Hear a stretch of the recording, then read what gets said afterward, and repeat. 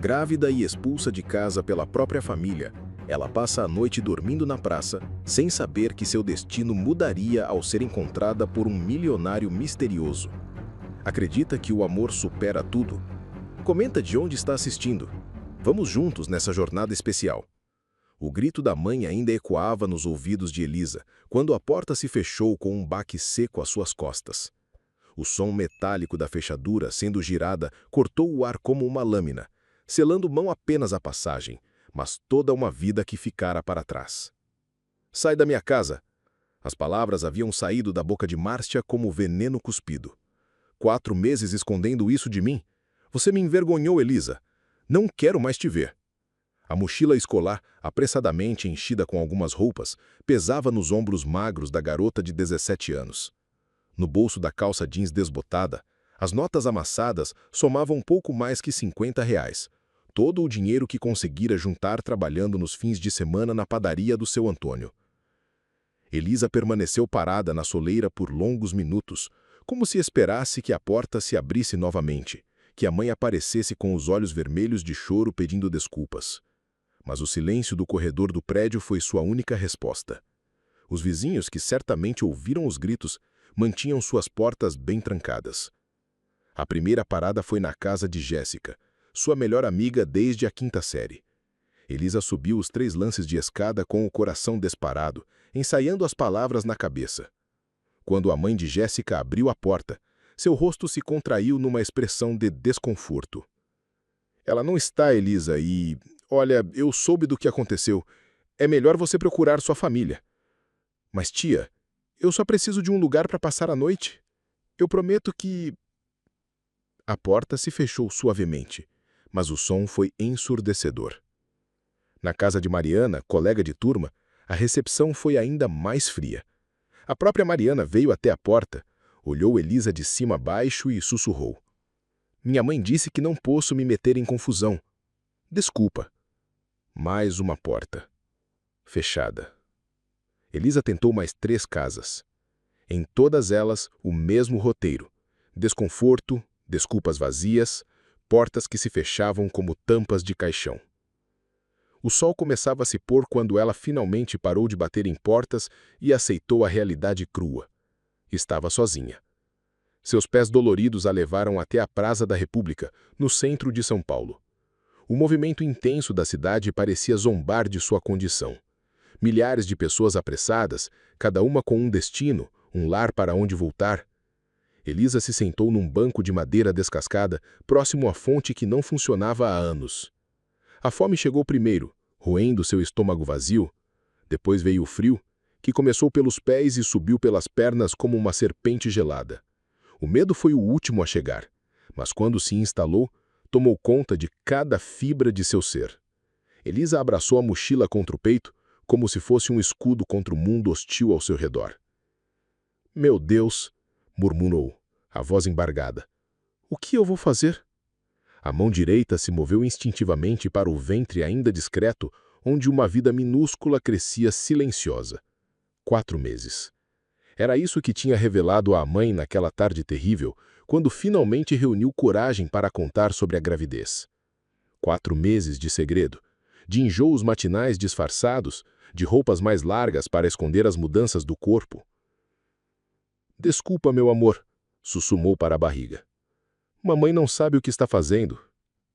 As primeiras estrelas começaram a aparecer no céu quando Elisa percebeu que não estava sozinha na praça. Aos poucos, figuras emergiram das sombras. Pessoas com cobertores rasgados, carrinhos de supermercado carregados de pertences, rostos marcados pela vida dura das ruas. Uma mulher de meia idade, cabelos grisalhos presos num coque desleixado, se aproximou devagar. Usava várias camadas de roupas e carregava uma sacola plástica cheia de objetos indefinidos. Primeira noite? Perguntou com voz rouca, mas gentil. Elisa assentiu, incapaz de falar. Eu sou a Vera. Você parece muito nova para estar aqui. Eu tenho 17 anos. Vera se sentou ao lado dela no banco, mantendo uma distância respeitosa. E tá esperando o nenê, né? Eu vi você com a mão na barriga. Elisa sentiu as lágrimas brotarem, quentes e salgadas. Minha mãe me botou para fora, conseguiu dizer entre soluços. Acontece. Vera suspirou fundo. Família às vezes é pior que estranho. Mas escuta bem, menina. Aqui na rua não é lugar para você. Muito menos grávida. É perigoso, é frio, Eu não tenho para onde ir. Vera ficou em silêncio por um momento observando o movimento da praça. Outros moradores de rua começavam a se organizar para a noite, estendendo papelões em cantos protegidos, acendendo pequenas fogueiras em latões enferrujados. Por hoje, você pode ficar com a gente. Mas tem que pensar num plano. Essa vida aqui não é vida para ninguém, nem mesmo para uma criança que vai nascer. Vera a conduziu até um canto da praça onde um grupo de 5 pessoas havia montado uma espécie de acampamento improvisado. Foram apresentações rápidas. João, um senhor que perdeu emprego e a casa após um acidente. Marta, uma jovem que fugiu de casa para escapar de um padrasto abusivo. Carlinhos, um rapaz viciado em crack que tentava se livrar das drogas. E Dona Rosa, uma senhora que cuidava de todos como se fossem seus filhos. Aqui, estendeu um pedaço de papelão para Elisa. Não é macio, mas protege do chão frio. Elisa se deitou sobre o papelão, usando a mochila como travesseiro. O concreto era duro contra suas costas e os ruídos da cidade, sirenes, buzinas, vozes embriagadas, criavam uma sinfonia urbana inquietante. Ao longe, ela podia ouvir conversas em voz baixa dos outros moradores, sussurros de histórias tristes e sonhos perdidos. Colocou as 2 mãos sobre o ventre, sentindo pela primeira vez uma responsabilidade que a assustava e a fortalecia ao mesmo tempo. Ali na dureza do concreto, sob o céu estrelado da metrópole indiferente, Elisa fez uma promessa silenciosa. Eu vou te proteger, murmurou as palavras se misturando com o vento frio da noite. Você vai ter uma vida melhor que a minha, eu prometo. A cidade não dormia ao seu redor, mas Elisa fechou os olhos e tentou encontrar um pouco de paz naquele primeiro capítulo de uma jornada que ela ainda não sabia onde terminaria. O futuro era incerto, assustador, mas uma coisa ela sabia. Não estava mais sozinha. Carregava dentro de si uma razão para lutar, uma força que nem ela mesma conhecia ainda. A porta de casa havia se fechado para sempre, mas talvez, em algum lugar à frente, outra porta se abriria. Homens de terno discutiam estratégias legais com a empolgação de quem falava sobre o tempo. Benício se sentou na cabeceira da mesa, observando seus advogados com o mesmo interesse que dedicaria a um programa de televisão ruim. A situação é delicada, Benício, disse Dr. Carvalho, um homem corpulento de barba grisalha.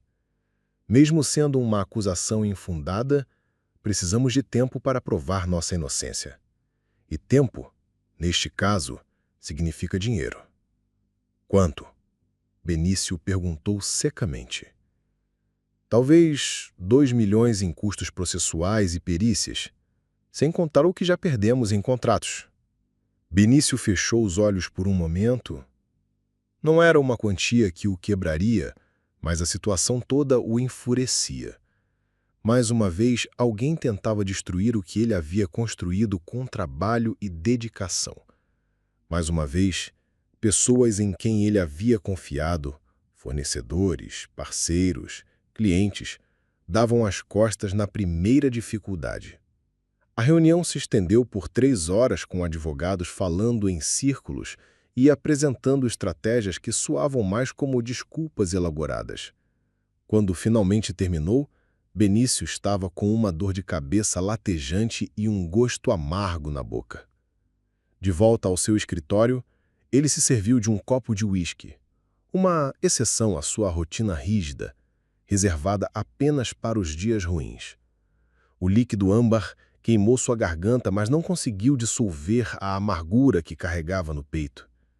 Pela janela panorâmica, observou a cidade se movimentar lá embaixo.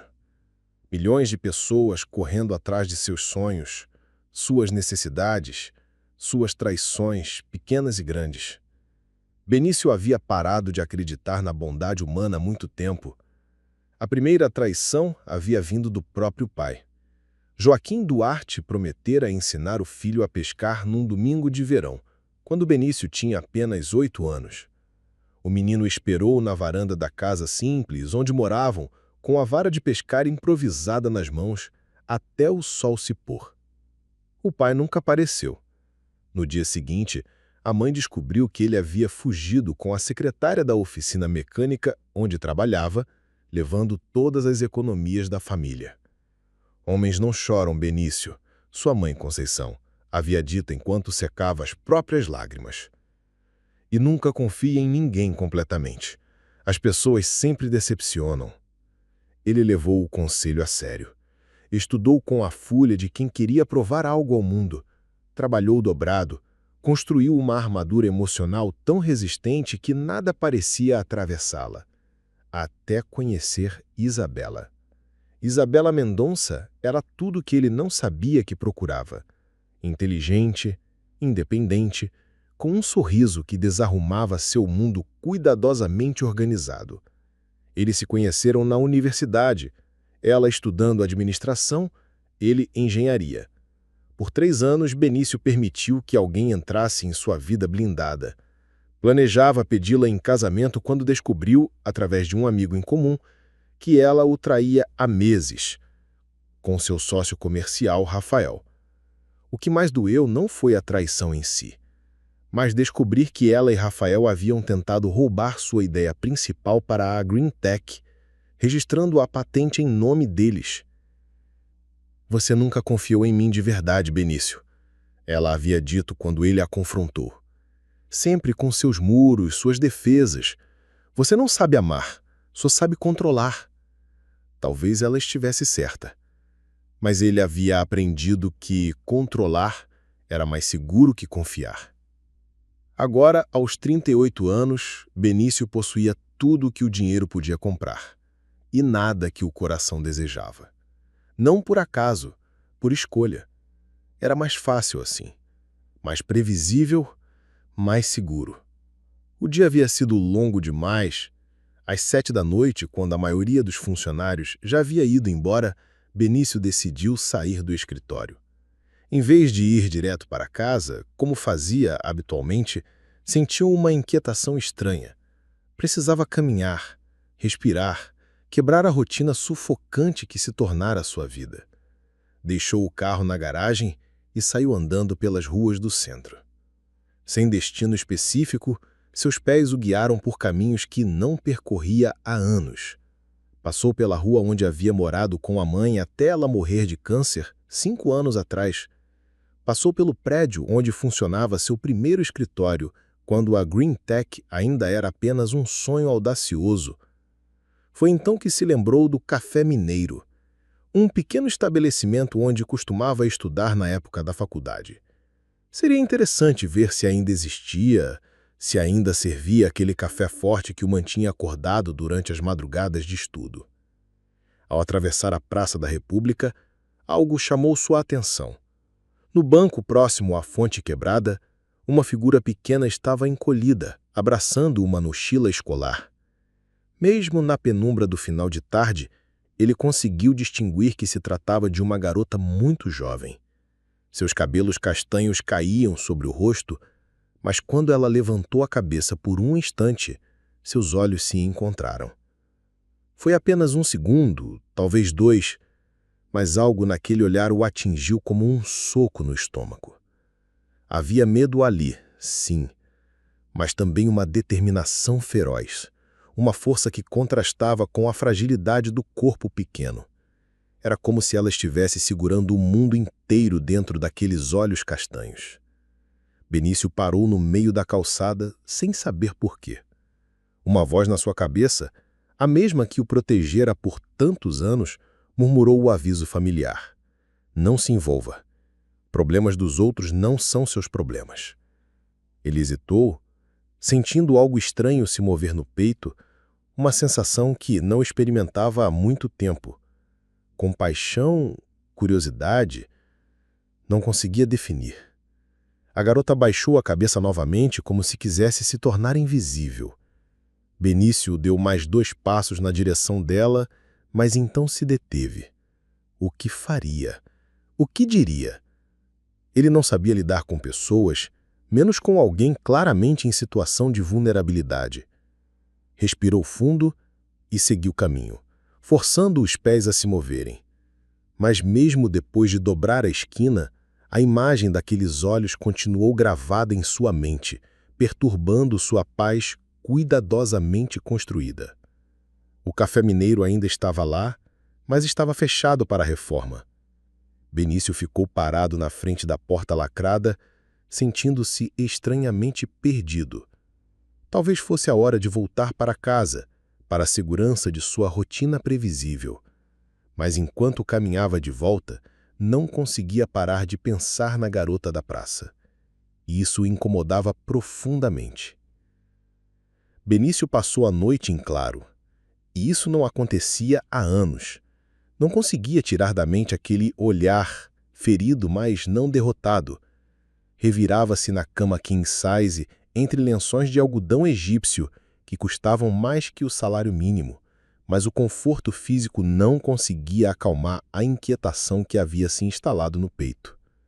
Às 5 da manhã, desistiu de dormir.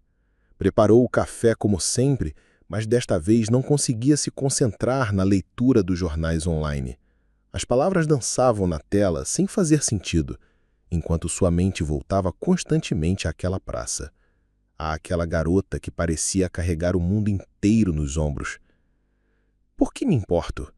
perguntou-se em voz alta, quebrando o silêncio sepulcral do apartamento. A pergunta ecoou sem resposta. Durante toda a manhã tentou se concentrar no trabalho, revisou relatórios, participou de videoconferências, analisou propostas de novos projetos, mas era como se uma parte de sua mente tivesse ficado naquela praça, presa naquele momento de conexão inesperada. Por volta do meio-dia, tomou uma decisão que o surpreendeu.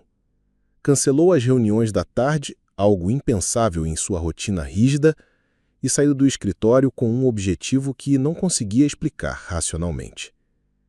No supermercado mais próximo, vagou pelos corredores como um estrangeiro em terra desconhecida. Quando foi a última vez que havia feito compras para outra pessoa? Não conseguia se lembrar. Encheu um carrinho com itens básicos: pães, frios, frutas, água, leite, biscoitos.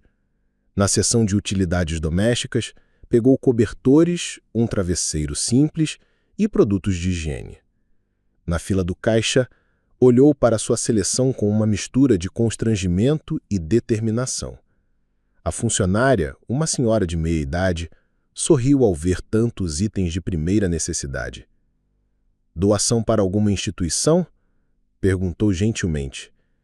«Algo assim», Benício respondeu sem elaborar.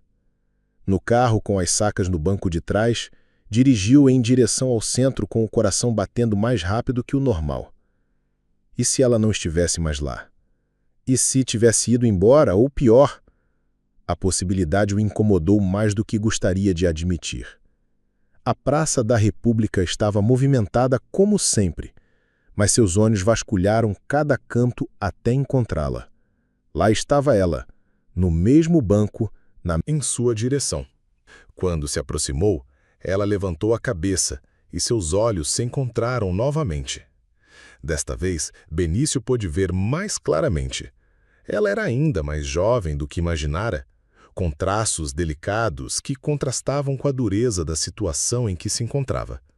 «Oi», disse ele, sentindo-se ridiculamente desajeitado. «Eu passei aqui ontem e te vi. Trouxe algumas coisas.» Elisa fechou o caderno rapidamente e o abraçou contra o peito, como se quisesse proteger seus segredos.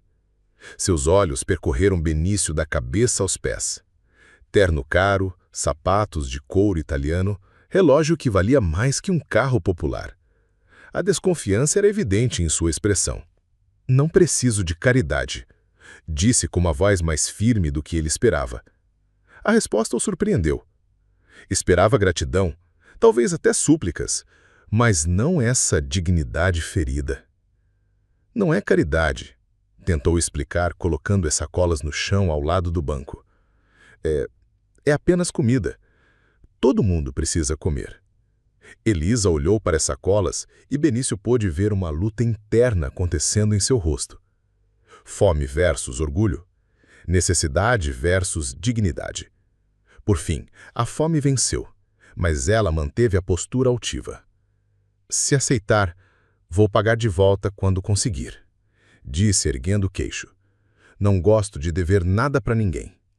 Benício assentiu, impressionado com a determinação da garota. Quantas pessoas conhecia que rejeitariam ajuda em uma situação desesperadora? Você pode me contar seu nome? Perguntou, sentando-se na outra extremidade do banco, mantendo uma distância respeitosa. Elisa. E você? Benício. Um silêncio desconfortável se instalou entre eles. Benício observou enquanto ela abria uma das sacolas e retirava um pão, comendo com uma fome mal disfarçada, mas tentando manter a compostura. Há quanto tempo você está aqui? Perguntou. 2 dias. Ela respondeu entre uma mordida e outra. E antes que pergunte, não uso drogas, não roubo e não me prostituo. Só estou passando por uma fase difícil. A franqueza dela o desarmou completamente. Havia uma maturidade em suas palavras que não combinava com sua aparência jovem. Quantos anos você tem? 17,5. Acrescentou como se os 6 meses fizessem diferença significativa. 17 anos. A idade de Benício quando perdeu a mãe temporariamente para uma depressão profunda após o abandono do pai.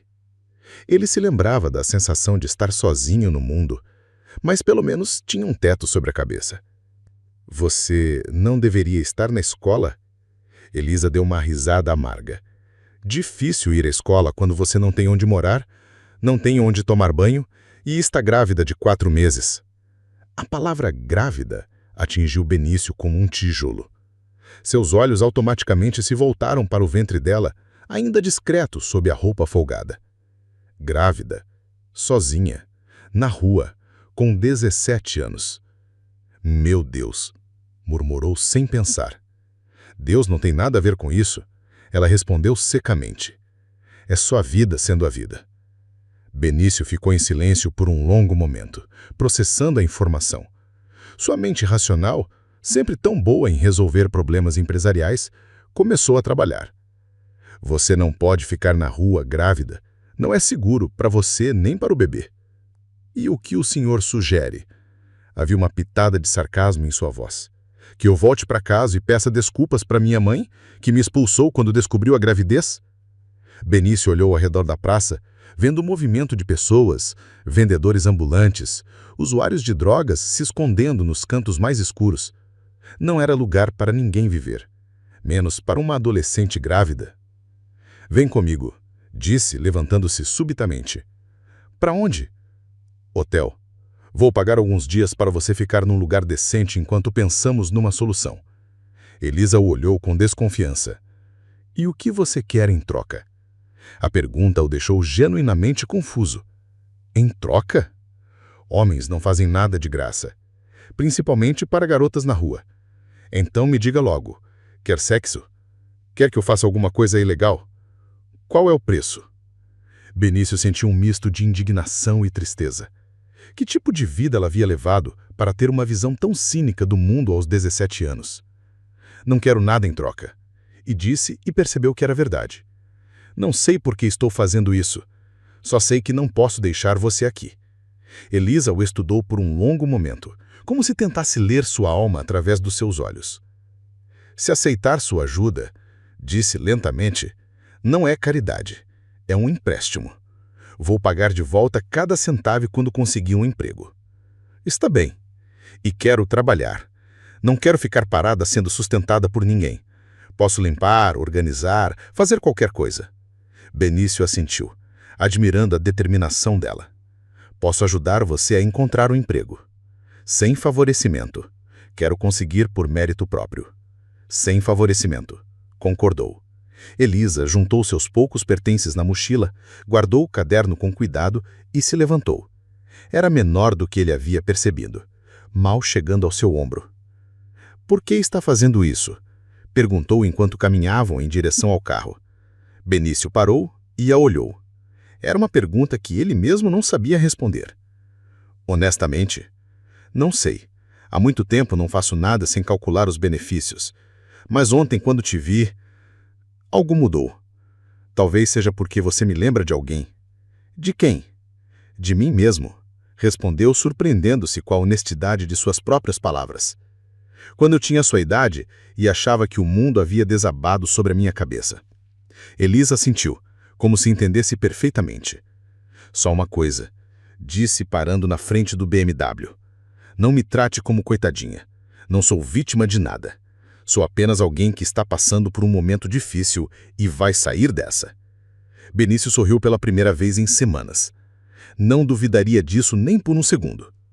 A biblioteca corporativa da Green Tech Solutions havia sido esquecida por anos. Localizada no último andar do prédio, era um espaço amplo com estantes de madeira que iam do chão ao teto, repletas de manuais técnicos, relatórios antigos e livros de referência que ninguém mais consultava na era digital. Elisa passou a primeira manhã de trabalho observando o ambiente com olhos críticos. Poeira acumulado, livros fora da ordem, documentos empilhados sem critério. Era o tipo de desafio que ela adorava.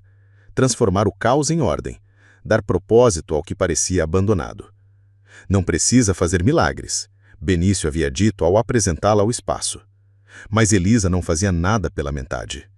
Em 3 semanas, havia catalogado metade do acervo, criado um sistema de organização por temas e cronologia e transformado um canto esquecido da empresa em um ambiente acolhedor. Até plantas havia colocado nas janelas, pedindo mudas emprestadas do jardim do térreo. Benício passou a visitar a biblioteca com frequência crescente.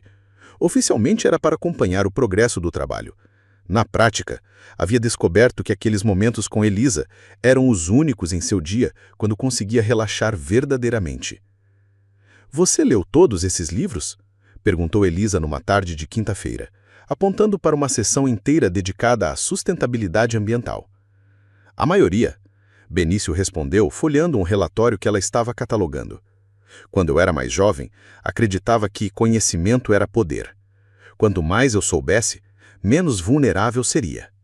Elisa parou de organizar os documentos e o olhou com atenção. "E funcionou?" "Por um tempo, talvez. Até descobrir que o conhecimento não te protege das pessoas. Só te ensina a se esconder melhor." Era o tipo de conversa que eles haviam começado a ter com mais frequência. Pequenas revelações que surgiam naturalmente entre uma tarefa e outra. Como se a proximidade física tornasse mais fácil baixar as guardas emocionais. "Você sempre foi tão controlado?" perguntou Elisa, sentando-se numa cadeira próxima. Benício riu sem humor. "Minha mãe costumava dizer que eu nasci sério, mas acho que foi o abandono do meu pai que me ensinou que controle era sinônimo de sobrevivência." "Que idade você tinha?" 8 anos. Ele prometeu me levar para pescar e simplesmente desapareceu. Levou tudo, as economias da família, o carro, até as ferramentas que eram o ganha-pão da minha mãe. Elisa sentiu com compreensão.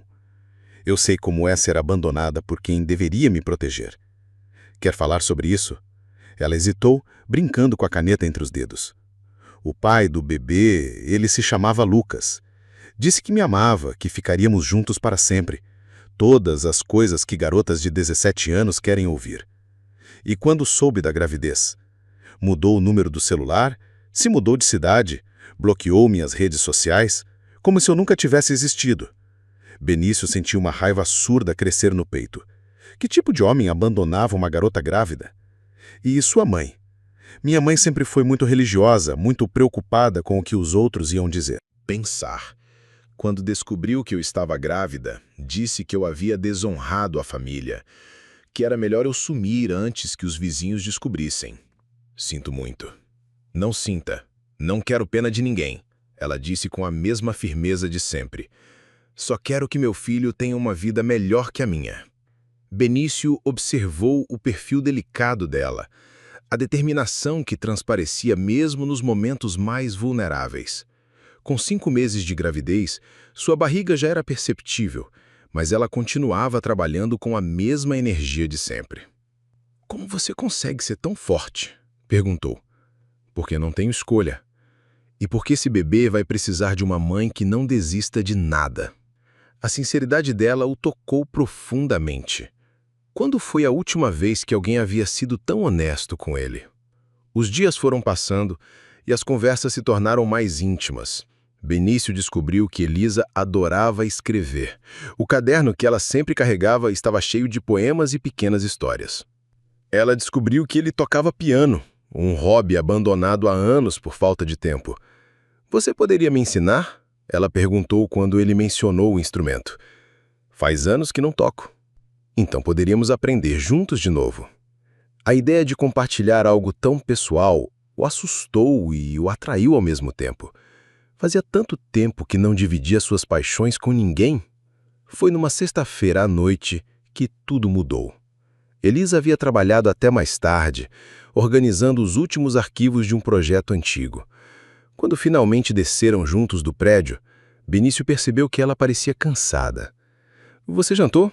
perguntou. "Vou comer alguma coisa no hotel." Ela respondeu, mas ele percebeu a hesitação em sua voz. "Por que não janta comigo? Posso cozinhar alguma coisa?" Elisa o olhou surpreso. "Você cozinha?" "Aprendi por necessidade.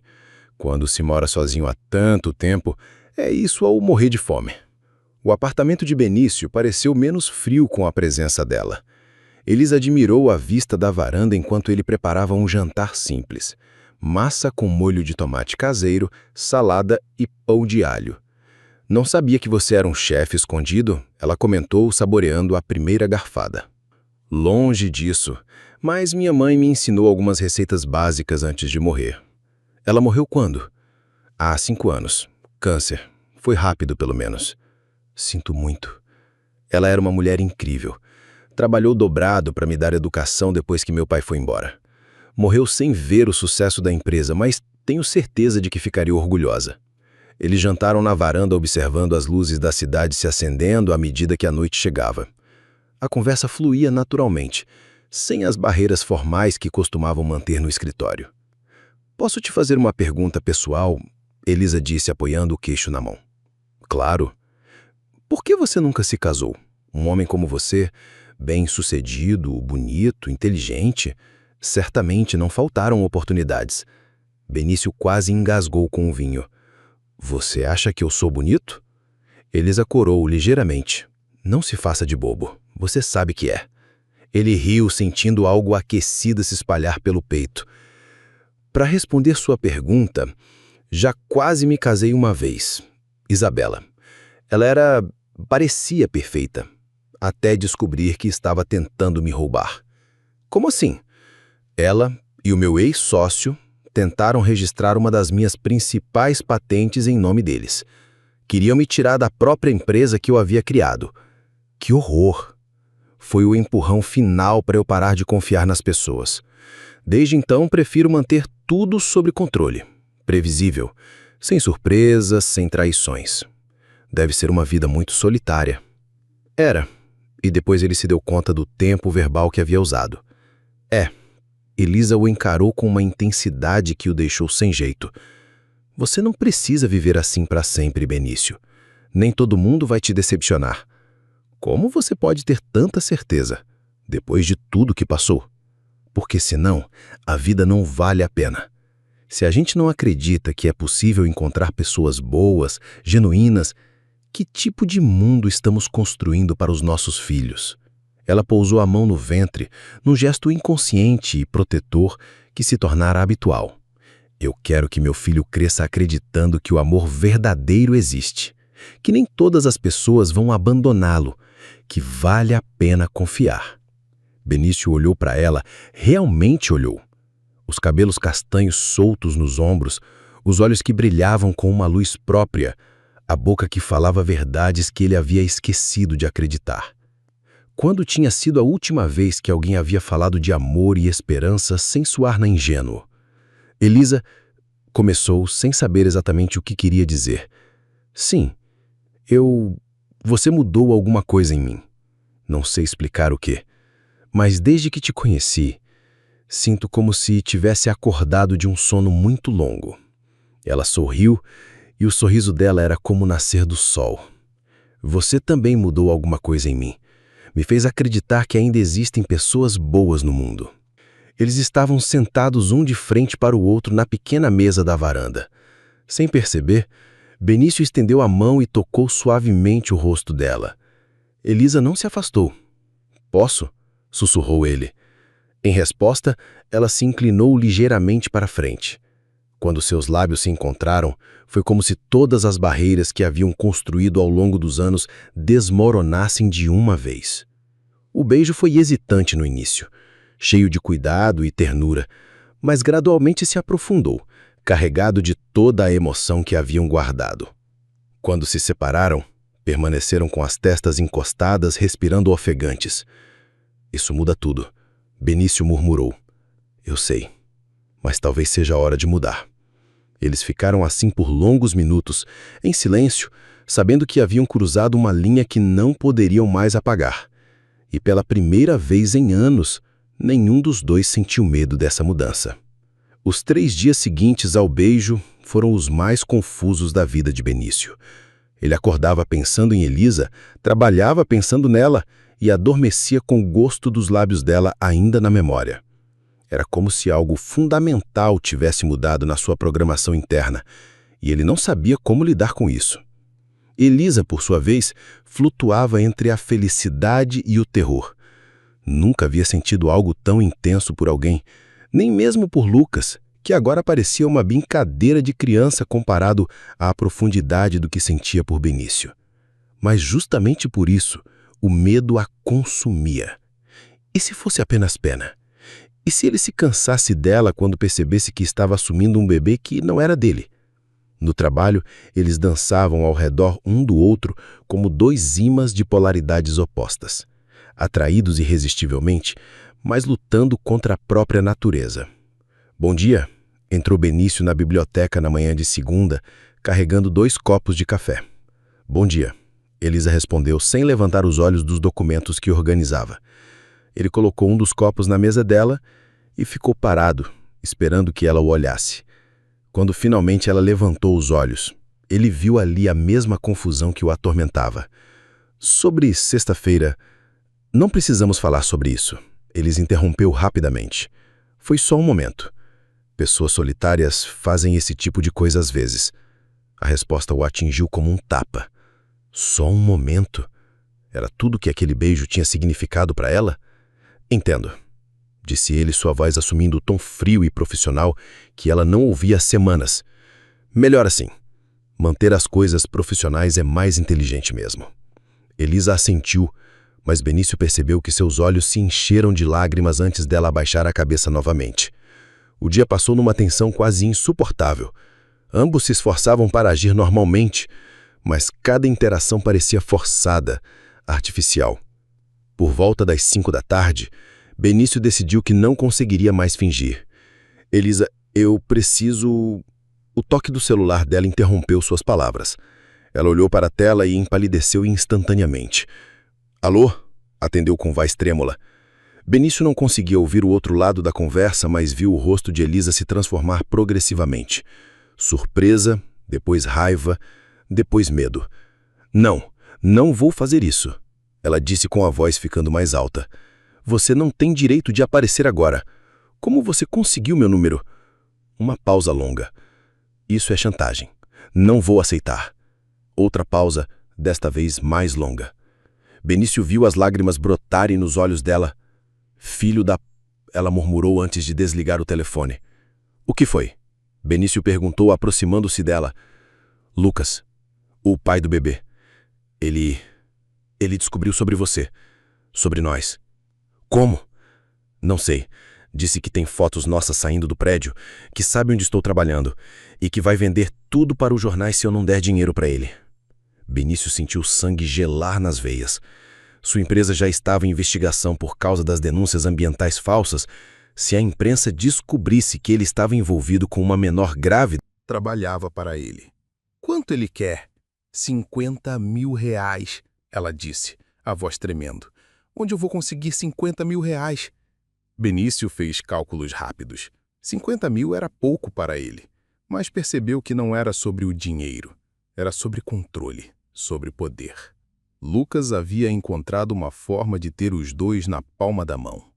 "Eu pago", disse sem hesitar. "Não." Elisa se levantou bruscamente. Não vou deixar você pagar por meus erros. Elisa, seja prática. 50 mil não é nada para mim. Mas se essa história vazar, o quê? Você vai ser prejudicado por estar comigo? A voz dela estava carregada de mágoa. É isso que você está preocupado? Não é isso. É que... É exatamente isso, ela interrompeu. Você está com medo de que eu estrague sua reputação, de que uma favelada grávida seja inconveniente para sua imagem. Você está distorcendo tudo. Estou? Então por que sua primeira preocupação foi com o que a imprensa vai pensar? Benício abriu a boca para responder, mas não conseguiu. Porque numa parte muito funda de sua mente, ele realmente estava preocupado com sua reputação. E odiava a si mesmo por isso. O silêncio que se seguiu foi ensurdecedor. Eu entendi, Elisa disse, sua voz agora perigosamente calma. Obrigada por me mostrar quem você realmente é, antes que eu me iludisse ainda mais. Elisa, espera! Mas ela já estava guardando seus pertences na mochila com movimentos bruscos e determinados. Não se preocupe, Sr. Duarte. Vou resolver meus problemas sozinha, como sempre fiz. E não vou mais incomodá-lo com minha presença inconveniente. Você não pode sair assim. Precisamos conversar. Não temos nada para conversar. Você deixou sua posição bem clara. Ela se dirigiu à porta, mas parou e se virou uma última vez. Sabe qual é a diferença entre você e Lucas? Ele pelo menos foi honesto sobre ser um filho da puta. Você se esconde atrás de uma máscara de homem bom. A porta se fechou com um baque que ecoou no coração de Benício. Ele ficou parado no meio da biblioteca por longos minutos, tentando processar o que havia acontecido. Como uma conversa sobre chantagem havia se transformado naquilo? Como ele havia conseguido estragar tudo tão rapidamente? Nos dias seguintes, a situação piorou exponencialmente. A investigação na empresa se intensificou, com auditores fiscais aparecendo sem aviso e jornalistas tentando entrevistar funcionários na porta do prédio. Benício mal conseguia dormir, dividido entre a preocupação com a empresa e a saudade dolorosa de Elisa. Ele tentou ligar para ela várias vezes, mas ela não atendia. Mandou mensagens, mas elas eram ignoradas. Chegou a ir ao hotel onde ela estava hospedada, mas descobriu que ela havia feito check-out no dia seguinte à discussão. Marina, sua secretária, notou sua inquietação crescente. Doutor Benício, o senhor está bem? Parece que não tem dormido. Estou bem, ele mentiu, apenas preocupado com a empresa. E... a Elisa? Ela não volta mais? A pergunta o atingiu como uma lâmina. Ele havia tentado explicar aos poucos funcionários que conheciam sobre o trabalho dela na biblioteca que ela havia sido temporária. Mas a verdade era que sentia sua ausência como uma ferida aberta. Ela encontrou outro emprego. Mentiu novamente. Uma semana depois da discussão, Benício recebeu uma ligação que não esperava. Alô, Benício Duarte? Sim. Meu nome é Lucas. Acho que você conhece a Elisa. Benício sentiu o sangue ferver. Que diabos você quer? Calma, calma. Não precisa ficar nervoso. Só quero fazer um negócio. Não faço negócios com chantagistas. Olha, não é chantagem. É apenas uma oferta. Você me dá 100 mil reais e eu desapareço da vida da Elisa para sempre. Sem fotos, sem histórias para a imprensa, sem nada. 100 mil? Você havia pedido 50 para ela. Ah, mas você tem muito mais dinheiro que ela, não é? E tenho certeza de que sua paz de espírito vale isso. Benício fechou os olhos, sentindo-se encurralado. Pagar seria admitir que tinha algo a esconder. Não pagar significava deixar Elisa à mercê daquele canalha. Onde ela está?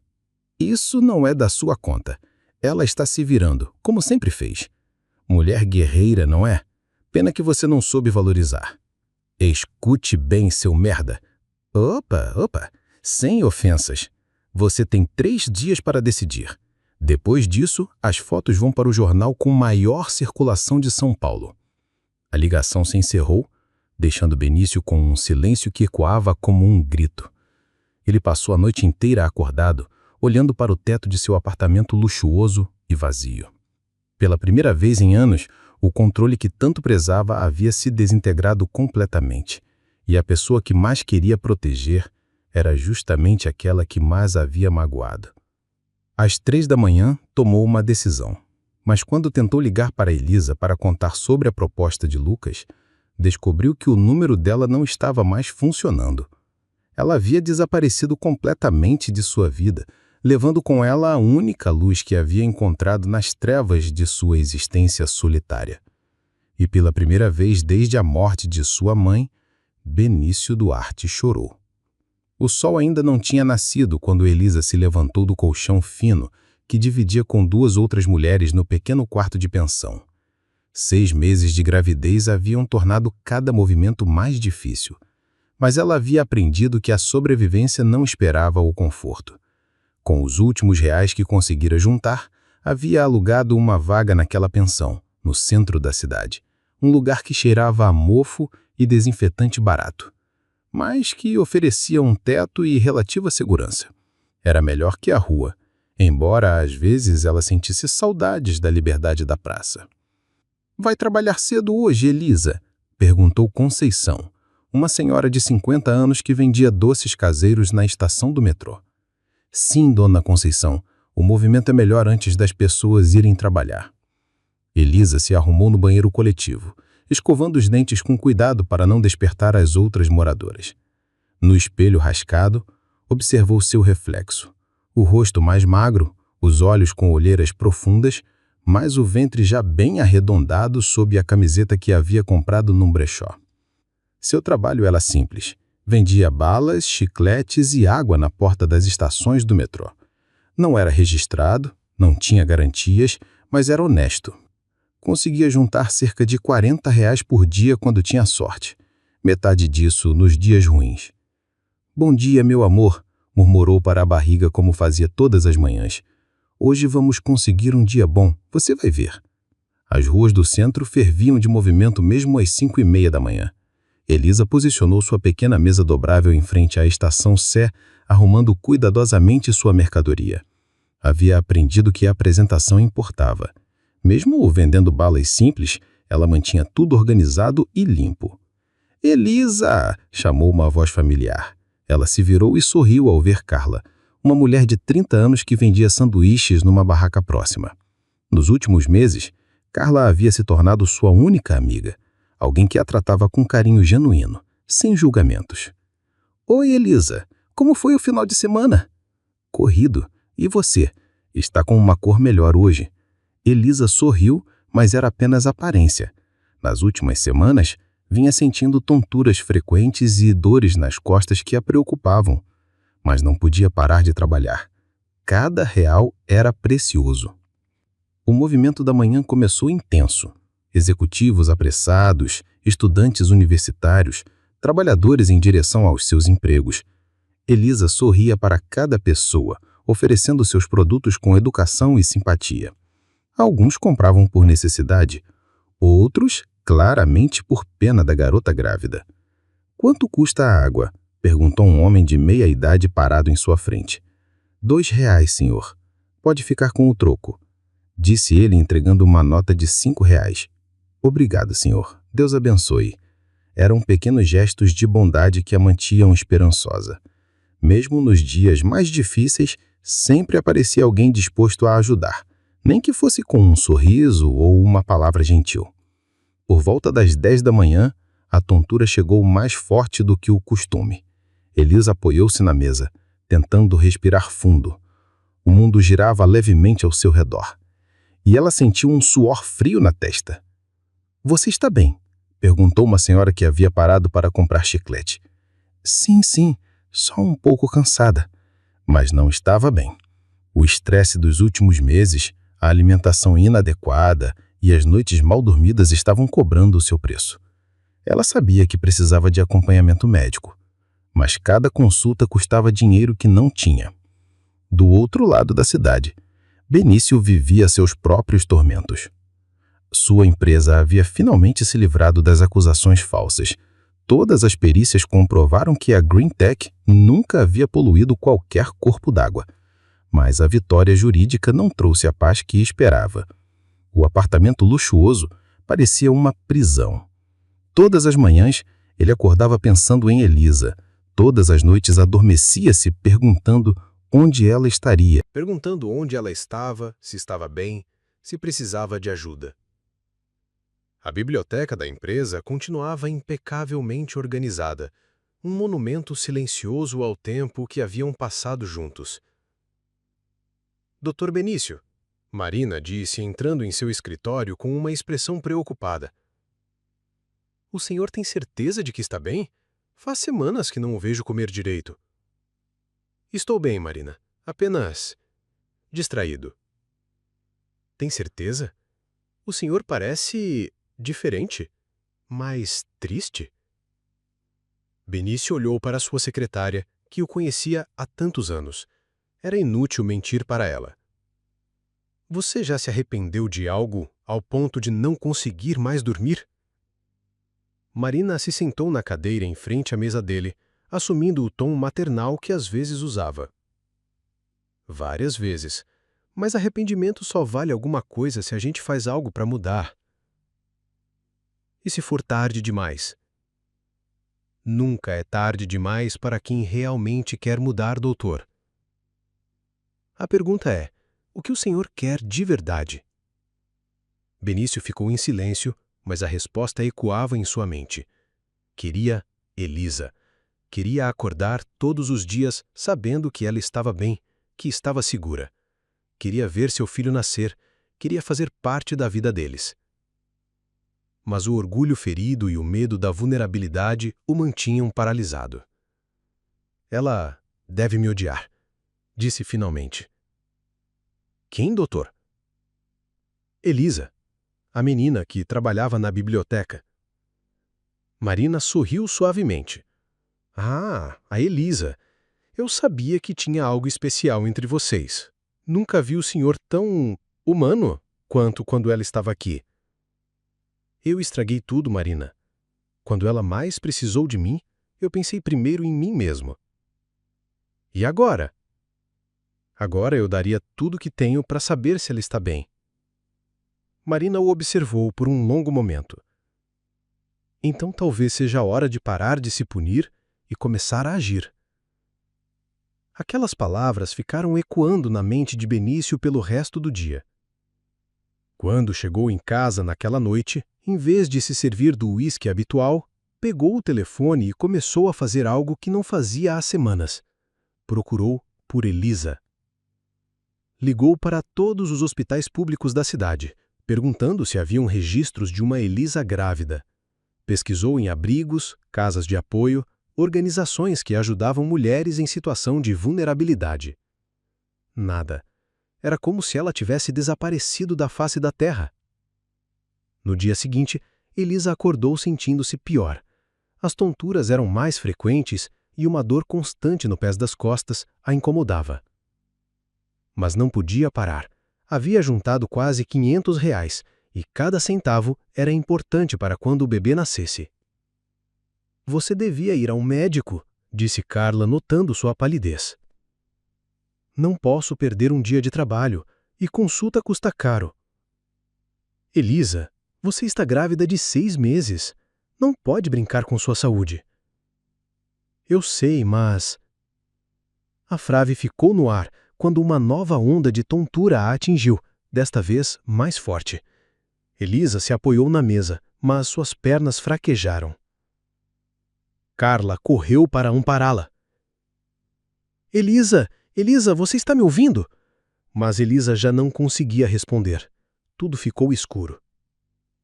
Carla nunca havia se sentido tão desesperada. Segurava Elisa desacordada nos braços, gritando por ajuda no meio da movimentação da estação. Algumas pessoas pararam, outras simplesmente continuaram andando. Alguém chama uma ambulância! Ela está grávida!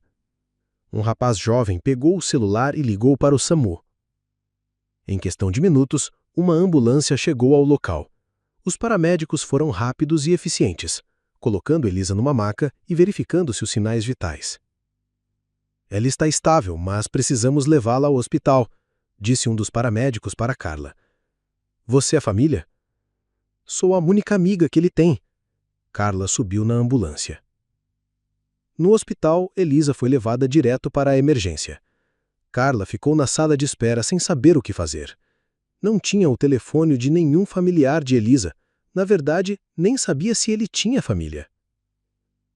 Então se lembrou de algo que Elisa havia mencionado semanas atrás, quando estava mais deprimida.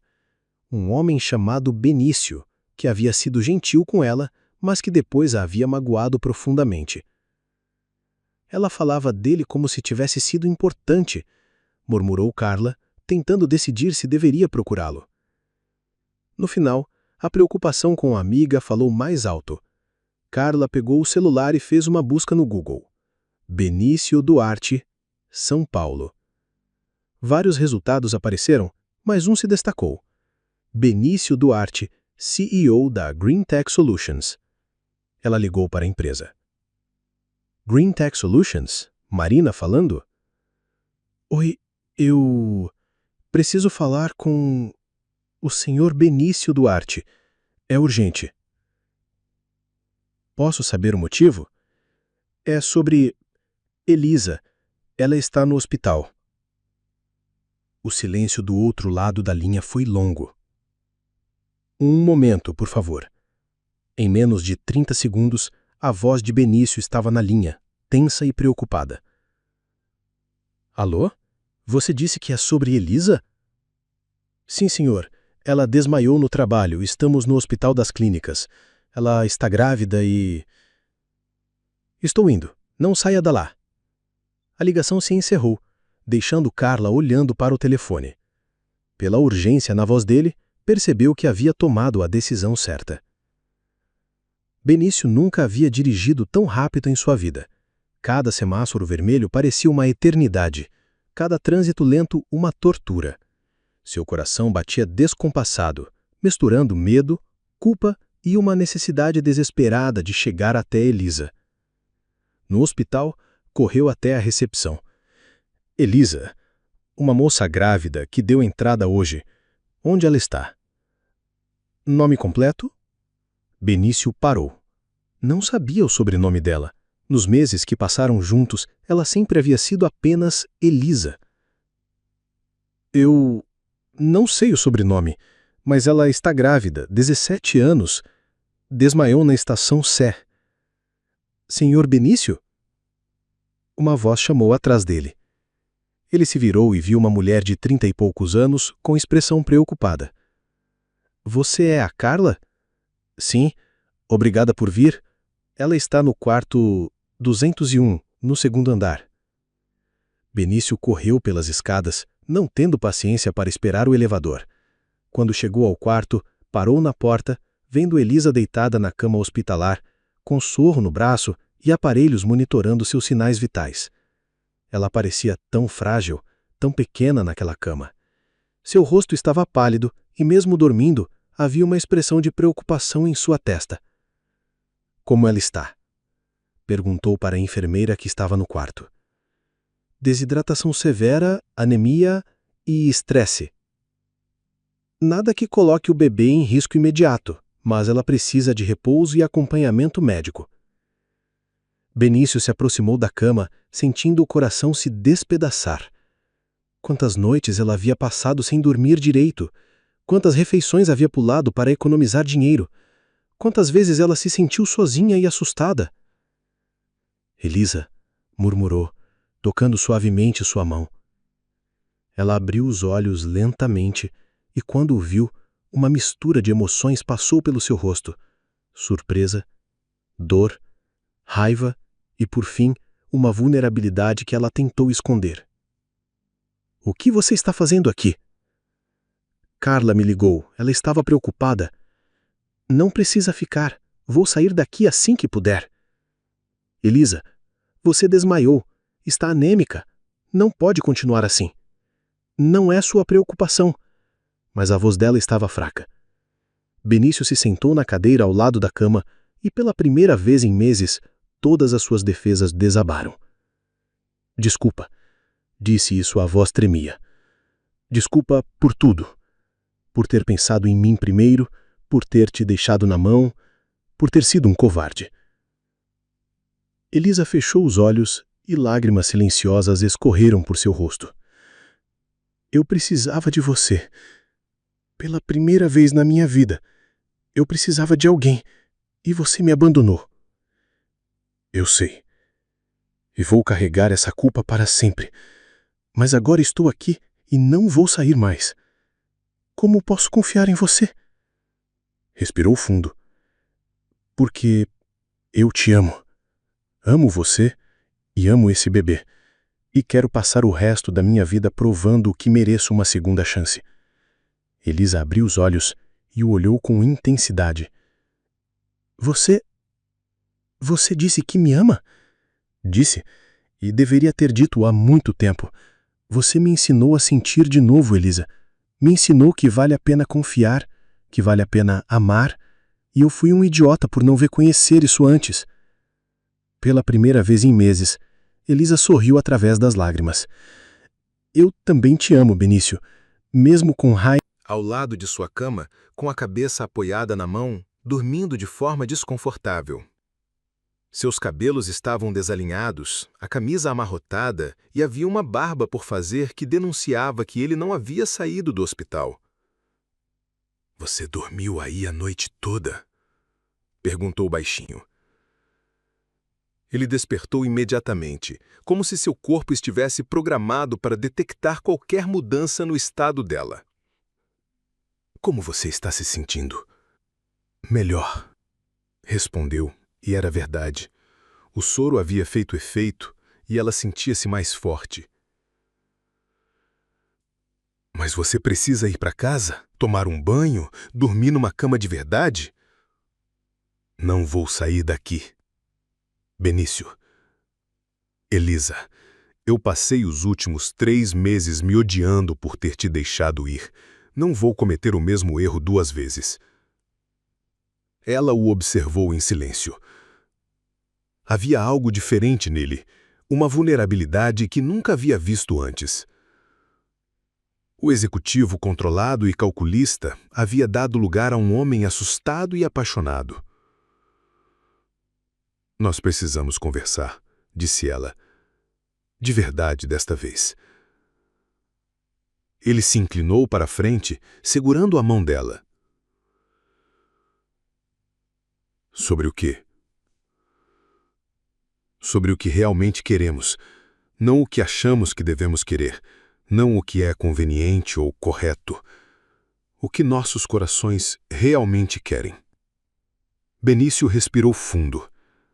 Havia chegado o momento da verdade absoluta. "Eu quero você", disse simplesmente. "Quero acordar todos os dias sabendo que você está bem, que está feliz. Quero ver nosso filho crescer, quero ensinar a ele a andar de bicicleta. Quero brigar com você sobre que escola escolher. Quero envelhecer ao seu lado e ainda sentir o coração acelerar quando você sorrir." Lágrimas começaram a descer pelo rosto de Elisa. "E eu quero isso com você", sussurrou. "Mas tenho medo, Benício. Medo de que seja só uma ilusão. Medo de que você se canse quando perceber que vem com muito mais bagagem do que imaginava." "Que bagagem? Você é uma mulher forte, inteligente, corajosa. Você é minha luz." "Sou uma favelada grávida de 17 anos que abandonou o ensino médio. Você é um empresário bem-sucedido de 35 anos. As pessoas vão falar." "Que falem. Aliás, você vai completar 18 anos no mês que vem. E quanto ao resto, nada disso importa." Elisa sorriu através das lágrimas. "Como você sabe quando é meu aniversário?" "Porque eu te conheço.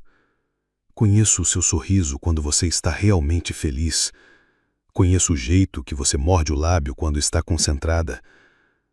Conheço o som da sua respiração quando você dorme. Te amo inteira, Elisa." A enfermeira entrou no quarto para verificar os sinais vitais, interrompendo o momento íntimo. Depois que ela saiu, Benício se levantou e se dirigiu à janela. "Quando você sair daqui, venha morar comigo." "Benício." "Não como favor, não como caridade, como família. Porque é isso que somos.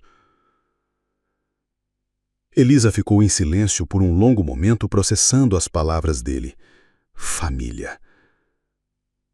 Uma palavra que havia significado abandono e decepção por tanto tempo em sua vida. E se não der certo? Vai dar, disse ele, se virando para olhá-la. Porque desta vez estamos construindo algo baseado na verdade, não no medo. No terceiro dia de internação, os médicos liberaram Elisa. Benício havia providenciado tudo: vitaminas, medicamentos, consultas particulares com os melhores obstetras da cidade. Mas ele fez questão de deixar claro que não era um resgate, era amor. Pronta? Perguntou, oferecendo o braço para ajudá-la a sair da cama.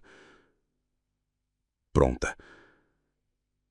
Eles caminharam devagar pelos corredores do hospital. Elisa havia insistido em se despedir de Carla, que havia voltado todos os dias para visitá-la. Obrigada, disse Elisa, abraçando a amiga, por tudo. Cuide-se, menina. E cuide bem dele também, sussurrou, indicando Benício com o olhar.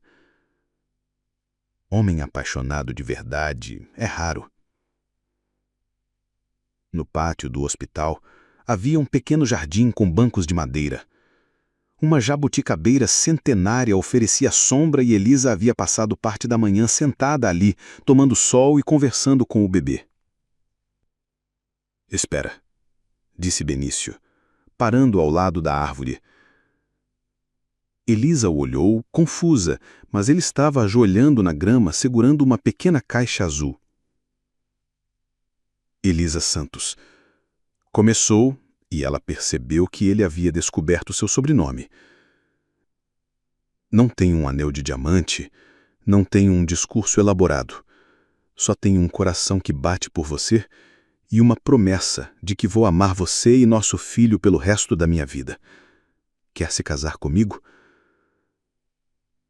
Dentro da caixa havia um anel simples, de ouro branco, com uma pequena pedra que brilhava como uma estrela. É da minha mãe. A única coisa que guardei quando ela morreu. Ela sempre dizia que o amor verdadeiro não precisa de ostentação, só de sinceridade. Elisa se ajoelhou na grama ao lado dele, segurando seu rosto com as duas mãos. Sim, disse, sorrindo através das lágrimas. Quando ele colocou o anel em seu dedo, Elisa sentiu como se uma parte quebrada de sua alma finalmente se curasse. 3 meses depois. O apartamento de Benício havia se transformado completamente. Havia cores nas paredes, plantas nas janelas, livros espalhados pela mesa de centro e música, sempre música. Porque Elisa cantava o tempo todo, especialmente para o bebê. Acho que ela vai nascer hoje, disse Elisa, apoiando as mãos na barriga enorme enquanto caminhava pela sala. Como você sabe que é menina?